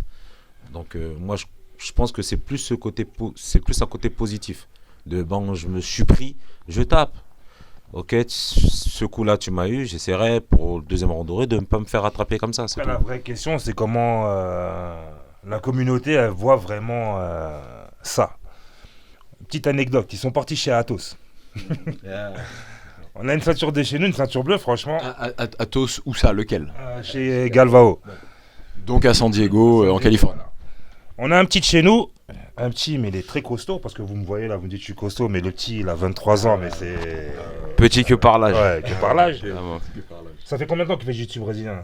2 ans peut-être. 2 ans. Mais vraiment, 6 mois déjà, après avoir commencé, il nous mettait déjà mal. Et franchement, au niveau de l'orgueil, moi j'avais du mal. J'avais vraiment du mal au niveau de l'orgueil. Moi au départ, franchement, quand le petit il arrivait, il me mettait bien. Je me sentais pas très bien à la fin de l'entraînement. Je me dis, ouais, c'est un truc de fou. Il est parti à San Diego. On va pas citer le nom. Il a mis à l'amende une ceinture noire de là-bas. La ceinture noire de là-bas est sortie du tatami en criant. Donc, genre, voilà, c'est pas normal que ça puisse arriver. Donc, en fait, en vérité, la réalité, c'est comment les gens ils perçoivent réellement ça, en fait, le sport. Est-ce que c'est l'orgueil, ils l'ont mis de côté, ou c'est quelque chose où on doit se surpasser et puis essayer de battre la hiérarchie, ou est-ce qu'on est là pour apprendre, pour pouvoir avancer, ou, en fait, c'est ça surtout le truc. Moi, je pense qu'il y a une part de... Coach, il l'a pas dit ouvertement, mais je pense qu'il y a ça un peu, c'est que c'est vrai que c'est un sport où comme tu prends pas de coups, tu peux facilement penser que, vas-y, celui qui est plus fort que toi, il est accessible. Alors qu'en boxe, quand tu vas prendre des coups, tu vas réfléchir à 2 fois avant de te reprendre des mandales en fait, dans la face. Et voilà. Voilà, en fait, l'humilité, elle est peut-être un peu plus prononcée. En jiu-jitsu brésilien, surtout chez les petits jeunes, parce que là, maintenant, on parle d'âge, de génération. Les jeunes, ils arrivent, c'est vrai, ils ont un jiu-jitsu, c'est direct jiu-jitsu moderne. En plus, il y avait un débat dernièrement sur est-ce qu'on peut vraiment parler de grade maintenant. Quand tu as une ceinture bleue qui s'entraîne comme un professionnel et que de l'autre côté, tu as une ceinture noire qui a un niveau mais qui ne s'entraîne pas de la même manière, il y a de fortes chances que la ceinture bleue, en fait, elle fasse passer un sale quart d'heure à la ceinture noire. Mais voilà, c'est comment moi, je pense que voilà, il n'y a pas assez de recul, en fait, dans ce sport-là. Voilà. Il n'y a pas assez de recul en fait. Il n'y a pas assez de recul. Ce qui fait qu'après, on est obligé, ça déborde après sur autre chose. Et on a eu le problème en fait dans notre club. Le petit jeune, je l'aime bien, mais il a pris la grosse tête par rapport aux compliments qu'on lui faisait. Et voilà, il a commencé en dehors du tatami, à parler différemment, tu vois. Et il a dû se manger un petit rappel à l'ordre pour qu'il puisse comprendre que il a été mis de côté du club en fait, parce que ça c'est pas acceptable. Et est-ce que globalement ça a été positif pour lui? Alors si tu peux parler en son nom ou de ce que t'en sais, hein, c'est dur. Parce que ça peut être positif aussi, genre hey, retourne sur terre et ensuite bah oui c'est vrai, j'ai craqué, tu vois. Moi j'ai parlé avec. Moi j'ai parlé avec lui, je pense qu'il a compris. Mais à côté de ça, comme c'est un jeune, il y a aussi l'orgueil de se dire bon bah j'ai été viré de ce club là.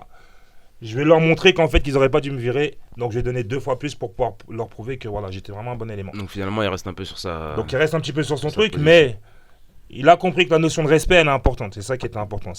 Dans ce sport-là, c'est ça qui va être très important. C'est le respect. Le respect des générations, le respect d'autrui, le respect de l'adversaire.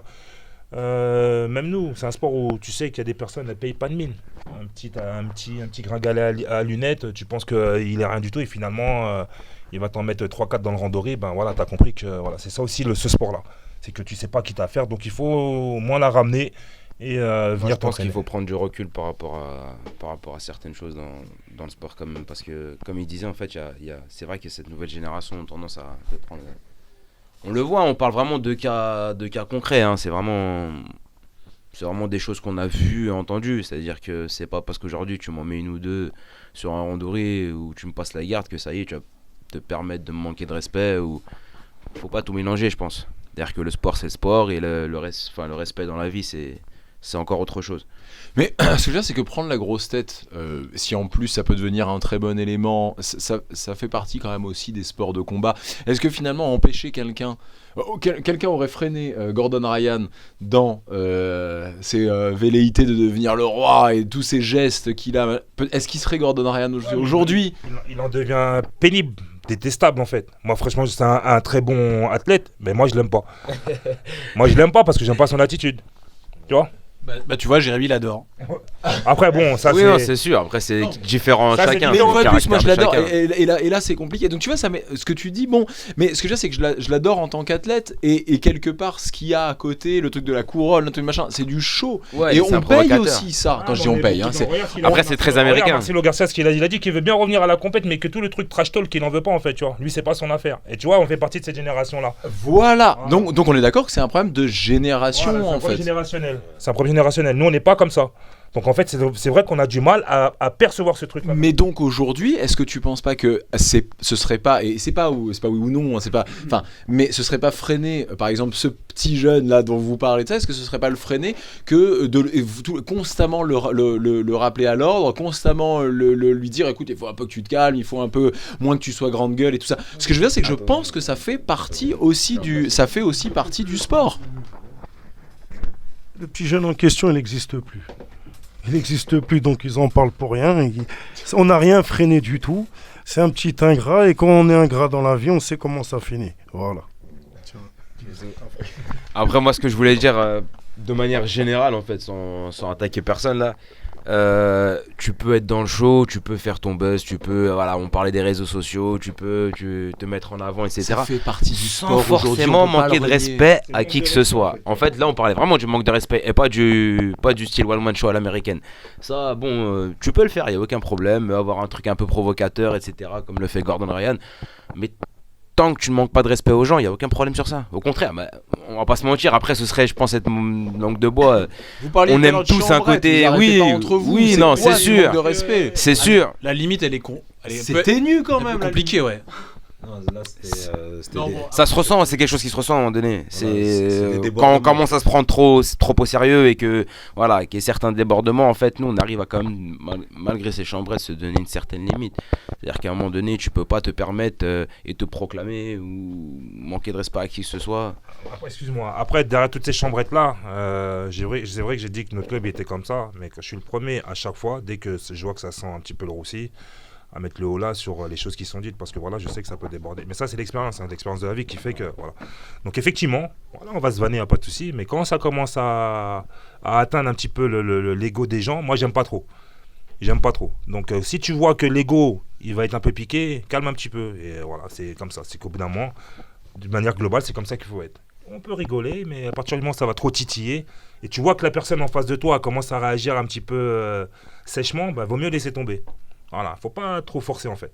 Et je cite personne hein, personnellement, c'est que de manière globale, on est dans ce truc-là où des fois ça devient un petit peu trop en fait. Moi personnellement, c'est mon avis, hein, que ça devient un petit peu trop personnel. Ce que je vois maintenant, c'est que des histoires de trash talk, que lui il a dit ça, l'autre qui répond. Ouais, on n'est pas là pour ça. Montrer Gordon Ryan, je l'aime bien en tant qu'athlète, il est fort. Je peux rien dire. Non, sur ça, on peut rien Je peux dire. rien C'est dire du les tout. résultats parlent. Je peux rien C'est dire. un monstre. Mais ça lui dessert, son attitude le dessert. On a vu même le combat avec Cyborg. Cyborg, il lui mettait des tartes dans la tête. C'est parce qu'en fait, il était énervé par la personne et pas pour. Tu vois, c'était la personne qui l'énervait. Donc, comme il savait qu'il allait pas réussir contre lui, c'était le seul truc qu'il avait. Et donc tu trouves ça plus normal? Non, je trouve pas ça plus normal. Je trouve ça stupide Il a- de la part de Cyborg. Mais je veux dire, ce que génère l'attitude de Gordon Ryan, c'est ça en fait. C'est ça, ça va générer ça. Donc, au bout d'un moment, il vaut mieux avoir un peu plus de recul. Il y a des mecs qui sont forts. Hein. C'est très, très fort. Moi, des mecs comme Eric Galli, tu les entends pas parler. Tu l'entends jamais parler, lui. Et il est extrêmement fort. Il a pris la dernière fois Landrolo, il l'a étranglé. Alors qu'on sait que Landrolo, c'est tête d'affiche. Mais il parle pas, il est pas truc. Ouais, l'univers du gi, c'est un peu différent. Gordon Ryan, il évolue quand même beaucoup plus Oui, dans en no-gi. grappling, Ouais, no-gi. ouais. C'est quand même encore pas le même univers. On est dans quelque chose, dans l'idée générale, enfin dans l'inconscient collectif, on est dans quelque chose un peu plus proche du MMA. Qui se rapproche de Donc, MMA, exactement. visuellement, Ouais, c'est vrai. C'est idiot à dire, mais il y a un truc comme ça où je pense que alors, même si c'est. Oui, le trash talk. Le trash talk a un peu plus sa place, tu vois. Et d'ailleurs, on voit, il a essayé en disant je vais être champion du monde en Kim et tout machin. En Kim, Il a ouais, eu c'est aucun ça, ouais. répondant derrière, tout le monde s'en foutait, les mecs en Kim, ils en avaient rien. Ouais, Donc ils il a ont laissé même tomber. rigolé, là. Ouais. Et ouais, les gens rigolaient, ils disaient bah ok, tu vois, personne n'a. Et il y a eu aucune réponse. Personne l'a pris au sérieux. Là. Et donc, bah, il a arrêté en fait, parce que ça répondait pas. Et aussi, par rapport à Rocha, quand il a combattu contre Rocha, il était pas dans le truc. Donc il avait même envie de rien dire. Donc à partir du moment où il y a des gens, ils vont réagir plus facilement et ouais, mais je sais pas. Moi, sur l'attitude de Gordon, voilà, je sais pas trop pourquoi. Mais tu l'aimes bien quand même en tant qu'athlète, bien sûr, hein, tu peux pas le dire. Il est fort, il est impressionnant. S'il vient au CDK, si on le fait venir au CDK quand même, ouverture, Sevran et tout quand même. Il viendra en RER, t'inquiète, y'a pas de problème. Mais il fera pas le malin, il le sentira en fait. Il le sentira qu'il faudra pas faire le malin. Il verra que déjà, même dans le. Il marchera c'est droit. sombre. Et mais plus tu te rapproches de Sevran, plus la lumière s'éteignera. Il y aura plus de story Instagram. Plus story Instagram, là, il fera sombre, comme dans les films d'horreur. Tu sais. Et tiens d'ailleurs en parlant de Gordon Ryan qui va venir au CDK, parce que c'est sûr, vous bougez un peu ou pas vous, parce qu'on parlait tout à l'heure un petit peu d'événements sur Paris, d'open mat, de choses comme ça, vous bougez vous? C'est-à-dire au niveau des open match, vous de partage, allez etc. vous souvent comme ça dans les autres académies? Bah, tout ça peut vous nous sortez arriver, par exemple, tu dis, vous me parlez tout à l'heure, entre guillemets en coulisses, de la Gracie Barra, bah, de temps en temps, on allait faire les 10-10 un peu là-bas. Donc partager, après bien sûr, hein, nous, Donc le 10-10 qui est un événement, pour en parler, donc qui est un événement qui a lieu tous les premiers jeudis de chaque mois. Ouais, c'est ça. Et t'as plein de Jitsuka qui viennent un peu partout, qui viennent tourner, faire des randonnées 10 minutes. 10 randonnées 10 minutes en fait, quoi. Donc ouais, moi personnellement, ça m'arrive souvent je suis connu un peu pour ça, hein, d'être à droite à gauche, tu vois, par rapport à ça. Tu vois, j'aime bien me confronter un petit... Enfin, au moment où l'époque où j'étais plus actif, j'aimais bien aller dans les différents clubs pour tourner. Coach, il fait beaucoup les séminaires, les stages. Ouais, il va beaucoup dans les stages. Il a une bonne mémoire pour ça, donc en fait, il va dans les stages, il gratte ce qu'il y a à gratter, et puis il vient nous redonner ce qu'il y a à redonner. Et puis on bouge aussi à l'étranger. Hein, puis ouais, là, on parlait de Athos San Diego chez Galvao, on y a été là au mois d'octobre. Et puis Ludo 2 fois chez Marcelo, Unity. Voilà, moi j'ai eu la chance d'aller au Brésil chez Androlo. Voilà, on a fait pas mal de petites choses à droite à gauche. Et... Moi je bouge moins, hein, j'aime bien Sevran, ça me suffit. Coach, il nous attend en fait. Moi je bouge pas du tout, hein. Moi je suis. Mais non, mais c'est normal parce qu'on sait jamais le jour où Gordon Ryan vient, faut que vous soyez là, c'est ça en fait. Moi je bouge pas beaucoup, c'est vrai, bon, c'est pas évident avec le taf, vie de famille, femme, enfant, donc comme les réseaux sociaux, tout ça. Voilà, dès que je quitte chez moi, je vais à la salle qui est pas trop loin de chez moi et c'est vrai que même quand je vais dans d'autres salles, c'est un peu compliqué pour moi. Donc c'est pour ça. Moi je voulais parler d'un autre truc qui m'a un peu choqué pour revenir à ce qu'on a dit par rapport au début, qui était on a 100 adhérents, si on compte les enfants, 300. Vous avez 200 gosses inscrits au CDK. Non mais chez eux les enfants ça va jusqu'à 25 ans aussi, alors il y a un moment... Ouais, ça doit être ça. Ça c'est vraiment dingue. J'ai jamais entendu ça, hein. 200 enfants, enfin c'est... Bah, on est sur 2 villes. Dans le premier club à Tremblay, c'est géré par un gars à moi, il s'appelle Ali. Il en a 130. Ouais. À Sevran, on en a 70. Les professeurs, c'est Romy, Charlie, Younes. Attends, j'oublie qui là. Et Ali. C'est-à-dire que sur les 2 clubs, on en a 200, plus Aulnay aussi, on en a 30. Excusez-moi. Ça veut dire qu'on aura 230 enfants. Peut-être 80 adultes.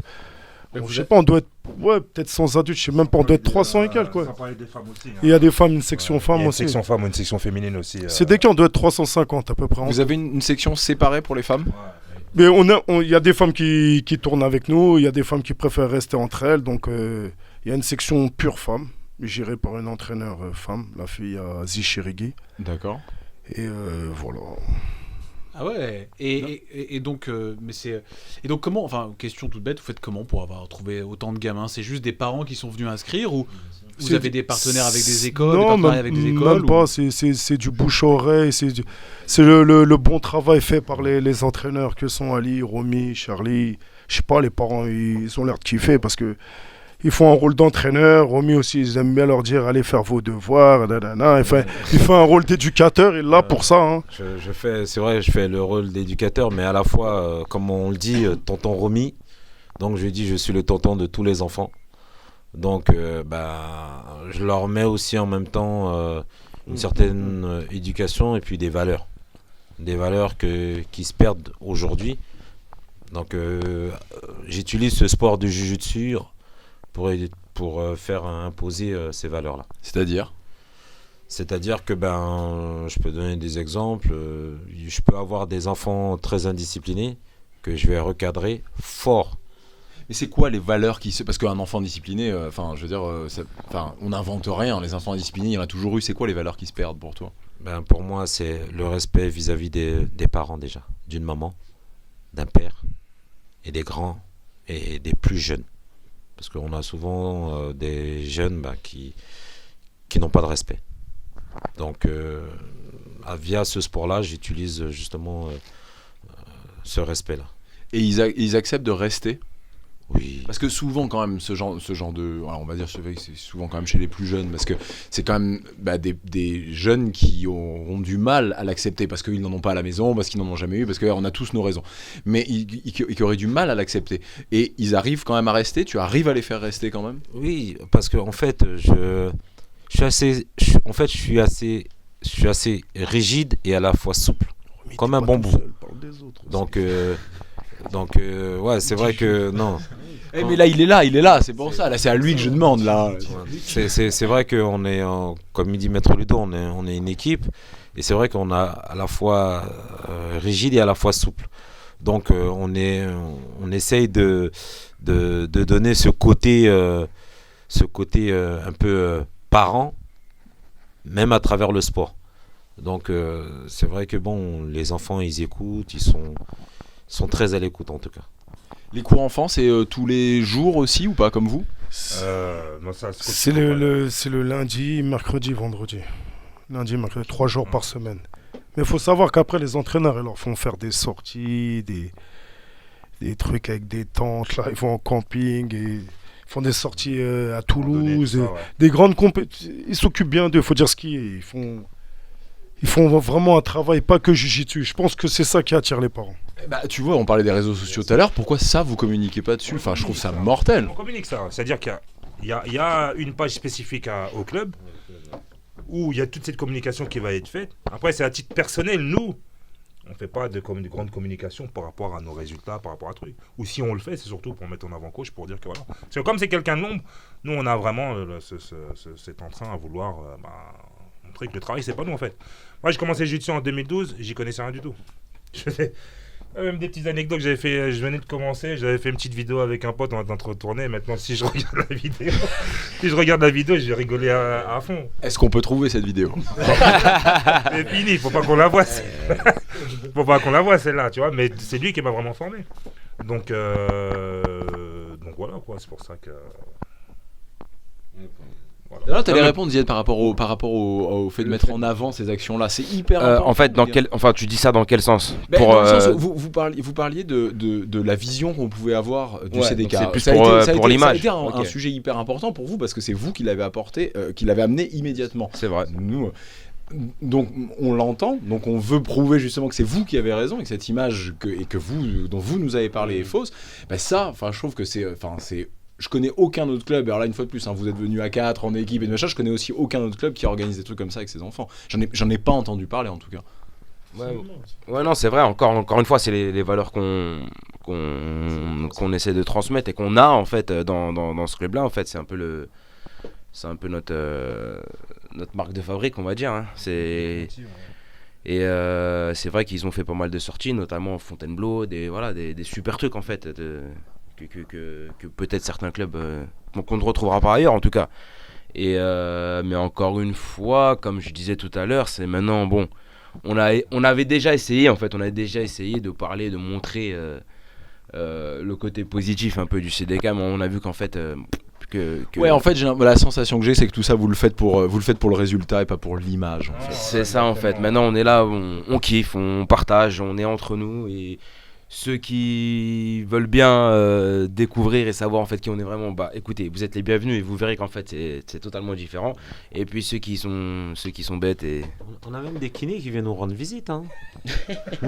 Pourquoi même des kinés? Parce qu'en fait, le kiné est une race à part, qui ne vient pas au CDK à Sevran. Le kiné n'est pas élevé à Sevran. Parce qu'en fait, c'est vrai que souvent, dans le jiu-jitsu, comme tous les sports, on se blesse par moment. Où on a des douleurs de dos, par-ci, par-là. Et quand on voit des kinés qui viennent découvrir ce sport et puis qui nous propose des massages. Ouais, il voit des clients surtout. Quoi. C'est surtout ça en fait. Il voit des clients, mais pour nous c'est bien parce que bon, on a déjà fait des repas avec ces kinés-là. Ils sont venus manger avec nous et qu'ils ont trouvé nos repas très agréables aussi. Donc c'est pour ça. Parce que vous faites la cuisine aussi. Et toi, allez, nous on vient. Hein. Alors, Là, ça y est, c'est bon. On a oublié ce côté-là. Le coach aussi est un très grand cuistot. Mais non. parce que pas besoin d'avoir les deux genoux de Mais c'est GB clair, on en a Pour rien. manger. On n'est même pas obligé d'avoir du jiu-jitsu brésilien Attends, tout court d'ailleurs. Vous êtes venu avec quel véhicule? Parce qu'on rentre à Sofran avec vous, on a faim, on n'a pas mangé. Il est 14h30, on arrive. Non, ça c'est une grande spécialité chez nous. Ce qu'il disait tout à l'heure Ludo en fait, c'est que Alors c'est avec côté vie Mamadou personnelle. Sissoko qu'on va venir. Mamadou Sissoko, avec lui on va venir. Prévoyez pour beaucoup quand Il n'y même. a pas de problème. Ouais, Non, attention, mais il nous a souvent là, même. tu sais pas. Hein. Il n'y a aucun problème, les gars, venez. Juste venez. Il nous a même invités chez lui. Combien de fois en fait on est venu manger à la maison, les grands barbecues au club. C'est en fait on a vraiment c'est plus que du jiu-jitsu en fait. C'est plus que c'est vraiment Ça c'est sent le vraiment mec, une hein, famille. je vous le dis clairement. Ça C'est sent. vraiment une famille. En fait, de la manière dont il nous enseigne le jiu-jitsu, de la manière dont il fait le jiu-jitsu, c'est de la même manière qu'il fait la cuisine. C'est ça. Il dit pas C'est beaucoup de agréable. bonnes choses, mais là. Donc quand on goûte comme Et il à met- plusieurs, à plein. il met du sel, du poivre, il fait voilà, mijoter. il coupe bien les oignons. Je sais pas quel genre de recette il nous fait parce que oignon, sel, poivre, bon va falloir un peu nous en donner plus que ça. Hein. J'ai trop faim. Là. Faut pas parler cuisine, mon pote. Non mais c'est très bien. Les gars, honnêtement, tout ce sur quoi on vient de finir, ça se sent. Je sais pas ce que tu en penses, Adrien, mais ça se sent cette espèce d'accueil, cette chaleur. Et alors qu'en plus on finisse sur la nourriture, ça me paraît hyper logique en fait. Ça me paraît hyper logique. Ouais, vraiment. Enfin, c'était hyper cool, les gars. Et il y a un vrai truc. On sent, enfin, le fait que vous soyez 4, etc. Ça en rajoute. Mais il y a quelque chose qui, voilà, de très humain et très sympa, qui me donne envie d'aller au CDK. Mais c'est vrai, hein, c'est un truc, et j'espère que vous l'avez senti aussi, vous, derrière vos téléphones, tablettes et ordinateurs. Je vous le dis clairement, hein, Sevran, quoi. Enfin, vous voyez, je serais pas venu. Mais là, vous, en fait, donc c'est marrant, parce que tout ce que vous expliquez depuis le début, le côté humain, Sevran, vas-y, là, du jiu-jitsu, je peux en faire à côté de chez moi. Donc c'est pas pour ça, ce serait pas pour ça. Très honnêtement, ou carrément, ouais, je comprends, moi j'entends tout à fait ce que vous dites, et oui, ça me donne envie de venir.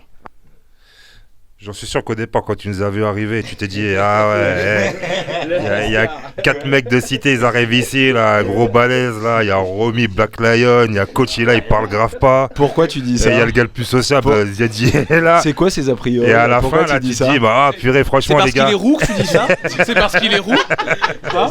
Tu C'est dis parce ça, qu'il ressemble à Connor. tu dis ça parce que je suis tout maigre? Non, C'est ça, et- c'est pas ça que tu- Et là, à la fin de la session, bah, tu vois, tu as une image un peu différente de ce qu'on a pu être et puis de ce qu'on peut paraître, du moins. Et voilà, c'est ce qui est important, c'est Mais cool. alors, il y a un vrai truc hein, pour le coup, là je t'arrête tout de suite, tu connais pas du tout l'image que j'avais quand vous êtes non, arrivé. non, mais bon, Donc après, c'est pas vrai, mais en tout cas, le seul truc que vous avez réussi à faire, vraiment, c'est me donner envie de venir. voilà, bah, c'est super. hein. Non mais... Et de manger. Et de manger. Ça tombe bien, l'été arrive là, on va sortir les gros barbecues là. Donc, Oh là là, Donc là- on arrive. On va venir avec Gordon Ryan. Ouais, carrément. Les gars, merci de nous avoir accueillis. Très très bon accueil, hein, franchement. Même moi, j'avais des a priori, hein, j'aime pas parler, mais au final, on a bien rigolé. Voilà, parce que sinon, j'aurais été plus aigri, mais franchement, on a été bien accueillis, on a bien rigolé, ça fait plaisir. Et juste, je salue la team Avenger, Boubout, Kamel Amran, les gars de là-bas, puis quelques clubs de terrain que j'aime bien, là, Team Magnum. Il y a un de mes gars là-bas qui entraîne. Où est-ce que c'est tout Team Magnum, c'est à Malakoff. Avenger, c'est. C'est Mansour. Voilà. Ah oui, bien sûr. Je Ouais. connais, évidemment. Avenger, c'est à Saint-Denis. À la plaine, non, même, je crois, au pied du Stade de France. C'est à la plaine. Les gars d'Urban Team, les gars d'Aulnay, Serral, tout ça. Puis voilà, hein, mes gars, hein, force à vous. Et puis voilà. hein. Comment on vient chez vous les mecs pour conclure sur ça? Les horaires, comment? Non, on a compris que c'était galère, mais tu l'as dit, Non, il y a des jours en journée, ça va, prendre le RER en journée. Chez nous, il y a entraînement le lundi et le mercredi à midi. Il y a tous les soirs à 19h après, tous les soirs. Et le dimanche, on s'entraîne à 14h jusqu'à 16h à Tremblay. Et il y a 1 voire 2 pages Facebook pour vous contacter, au moins pour faire le premier contact. C'est des cas Jiu-Jitsu Team, c'est vous, c'est ça? Ok, voilà, c'est ça. Voilà, on mettra les liens dans la description Voilà, en tout cas, vous êtes les bienvenus, n'hésitez pas. On ferme jamais, il n'y a pas de fête de Noël, il n'y a pas de Ça 30. fait 6 ans que je suis dans le club. 6 ans, le club, il a jamais fermé. C'est-à-dire qu'il y a entraînement tous les jours depuis que j'y suis depuis 2012, non-stop.